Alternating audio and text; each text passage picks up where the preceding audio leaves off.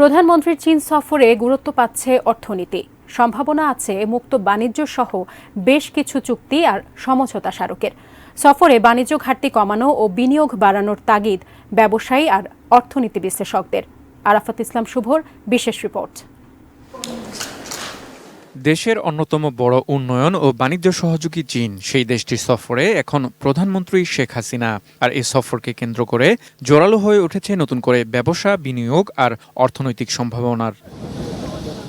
এই সফরে বাণিজ্য ও বাজেট সহায়তা এবং বিভিন্ন প্রকল্প বাস্তবায়নের জন্য 700 কোটি মার্কিন ডলার ঋণ চাইতে পারে বাংলাদেশ।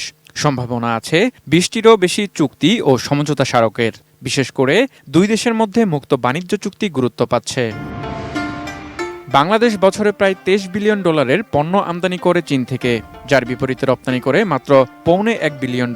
অন্যদিকে 98% পণ্যে শুল্কমুক্ত সুবিধা দিলেও চীনে রপ্তানি বাড়াতে পারছে না বাংলাদেশ। ফলে বিশাল এই বাণিজ্য ঘাটতি কমাতে কার্যকরী ভূমিকা নেওয়ার তাগিদ দিচ্ছেন অর্থনীতিবিদরা। যে আমাদের উৎপাদনশীল খাতের জন্য ক্যাপিটাল দরকার, সেই ক্যাপিটাল আমরা চীন থেকে আনতে পারি। যদি আনি তাতে আমদানি বাড়লো, কিন্তু ওটা দিয়ে যে উৎপাদন হবে এবং ওটা যে রি-এক্সপোর্ট হবে সেটা দিয়ে আবার ঘাটতিটা কমবে, এবং সেক্ষেত্রে ডলারের ক্রাইসিসটা প্রধান বাইন্ডিং ক্রাইসিস হবে না। এই জিনিসটাই আমাদের এক্সপ্লোর করতে হবে। চীন থেকে শুধু পণ্য আমদানি নয়, চীন বাংলাদেশের বড় বিনিয়োগকারীও। সুযোগ আছে সেই বিনিয়োগের পরিমাণ আরও বাড়ানোর। তাই এটা কাজে লাগাতে পদক্ষেপ নেওয়ার পরামর্শ ব্যবসায়ীদের। মোর দেন 70% ওয়ার্ল্ড মার্কেটে কিন্তু এই ম্যানমেড ফাইবারের পোশাকের চাহিদা, আমরা এই জায়গাটাতে পিছিয়ে আছি।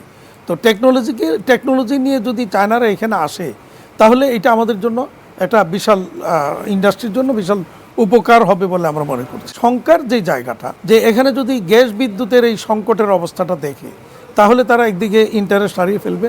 দ্বিতীয়ত হলো কাস্টমস পয়েন্টে, মানে এনবিআর-এর 3টা ডিপার্টমেন্ট যেভাবে ব্যবসায়ীদেরকে হয়রানি করছে, এই চিত্র যদি তারা দেখে, তাহলে তারা এখানে আসবে না।